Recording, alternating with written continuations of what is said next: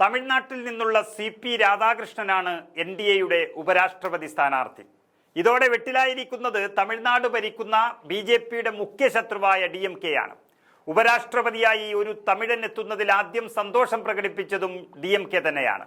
ഇതോടെ ഇന്ത്യ മുന്നണിയുടെ പ്രധാന കക്ഷിയായ ഡി.എം.കെ ഉപരാഷ്ട്രപതി തെരഞ്ഞെടുപ്പിൽ മറുകണ്ഠം ചാടുമോ എന്നൊരാശങ്ക ശക്തമായിരിക്കുന്നു.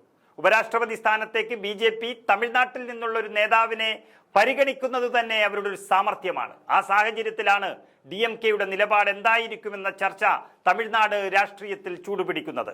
ആർ വെങ്കിട്ടരാമന് ശേഷം തമിഴ്നാട്ടിൽ നിന്നുള്ള ഒരാൾ ഉപരാഷ്ട്രപതിയാകാൻ സാധ്യതയുള്ള സാഹചര്യത്തിൽ ഡി.എം.കെയുടെ തീരുമാനത്തിൽ വളരെ നിർണായകത കാണുന്നു. പാർട്ടി നിലപാട് മുഖ്യമന്ത്രിയും പാർട്ടി അധ്യക്ഷനുമായ എം.കെ. സ്റ്റാലിൻ തീരുമാനിക്കുമെന്ന് ഡി.എം.കെ സംഘടനാ സെക്രട്ടറി ആർ.എസ്. ഭാരതി അറിയിച്ചതോടെ ഒരു അട്ടിമറി പ്രതിപക്ഷം മണത്തു തുടങ്ങിയിട്ടുണ്ട്. ഇന്ത്യ സഖ്യത്തിന്റെ പൊതുനിലപാട് എന്തായിരിക്കുമെന്നും ഇപ്പോൾ പറയാനാകില്ല എന്നുമാണ് ഡി.എം.കെ പറയുന്നത്. കഴിഞ്ഞയാഴ്ച സി.പി. രാധാകൃഷ്ണൻ സ്റ്റാലിനെ സന്ദർശിച്ചിരുന്നു. ഔദ്യോഗികമായി രോഗവിവരം തിരക്കാനാണ് സന്ദർശനമെന്നായിരുന്നു വിശദീകരണം. എന്നാൽ ഉപരാഷ്ട്രപതി സ്ഥാനത്തേക്കുള്ള അദ്ദേഹത്തിന്റെ പേര് അപ്രതീക്ഷിതമല്ല എന്ന് ഡി.എം.കെ നേതാക്കൾ സൂചിപ്പിക്കുന്നുമുണ്ട്.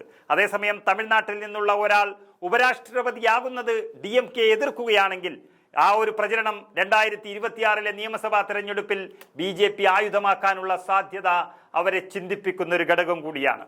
ഇത് ഡി.എം.കെയെ പ്രതിരോധത്തിലാക്കുമെന്ന് തമിഴ്നാട്ടിലെ ബി.ജെ.പി നേതാക്കളും വിലയിരുത്തി കഴിഞ്ഞു. നേരത്തെ 2022 ഉപരാഷ്ട്രപതി തെരഞ്ഞെടുപ്പിൽ ബംഗാൾ ഗവർണറായിരുന്ന ജഗ്ദീപ് ധൻകർ സ്ഥാനാർത്ഥിയായപ്പോൾ തൃണമൂൽ കോൺഗ്രസ് വോട്ടെടുപ്പിൽ നിന്ന് വിട്ടുനിന്നു. സമാനമായ ഒരു നിലപാട് സ്റ്റാലിൻ സ്വീകരിക്കുമോ എന്നൊരാകാംക്ഷയിലാണ് രാഷ്ട്രീയ നിരീക്ഷകർ. എങ്കിലും ബി.ജെ.പിയോടുള്ള നിലപാടിൽ മാറ്റം വരുത്തേണ്ട സാഹചര്യം നിലവിലില്ല എന്ന് ചില ഡി.എം.കെ നേതാക്കൾ പറഞ്ഞത് ഇന്ത്യ ബ്ലോക്കിന് ആശ്വാസം നൽകുന്ന ഘടകം തന്നെ. സി.പി. രാധാകൃഷ്ണൻ നിലവിൽ മഹാരാഷ്ട്ര ഗവർണറാണ്. നേരത്തെ ജാർഖണ്ഡ് ഗവർണറായി പ്രവർത്തിച്ചിട്ടുമുണ്ട്. തമിഴ്നാട് ബി.ജെ.പിയുടെ മുൻ അധ്യക്ഷനായിരുന്നു രാധാകൃഷ്ണൻ. കേരളത്തിന്റെ ചുമതലയുള്ള ഒരു പ്രഭാരിയുമായിരുന്നു. നേരത്തെ ചില വിഷയങ്ങളിൽ ഡി.എം.കെ ബി.ജെ.പി അനുകൂല നിലപാട് സ്വീകരിച്ചിട്ടുമുണ്ട്. ചെന്നൈ മെട്രോ 2ാം ഘട്ടത്തിന് കേന്ദ്ര സർക്കാർ ഫണ്ട് അനുവദിച്ചത് ഡി.എം.കെയെ ഏറെ സന്തോഷിപ്പിച്ച ഘടകമാണ്. മുഖ്യമന്ത്രി എം.കെ. സ്റ്റാലിൻ പ്രധാനമന്ത്രി നരേന്ദ്രമോദിയുമായി കൂടിക്കാഴ്ച നടത്തി ആഴ്ചയൊന്ന് പിന്നീട് മുൻപാണ് ചെന്നൈ മെട്രോയ്ക്ക് എൻ.ഡി.എ സർക്കാർ പണം അനുവദിച്ചത്.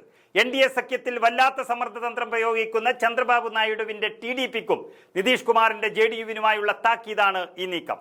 നിങ്ങൾ പോയാലും ഭരിക്കാൻ ഞങ്ങൾക്ക് വേറെ ആളെ കിട്ടാൻ പ്രശ്നമുണ്ടാവില്ലെന്ന് കാണിക്കാനുള്ള ബി.ജെ.പി ചാണക്യന്മാരുടെ തന്ത്രമാണ് പെട്ടെന്നുള്ള ഡി.എം.കെ സൗഹാർദ്ദം എന്നതാണ് വാസ്തവം.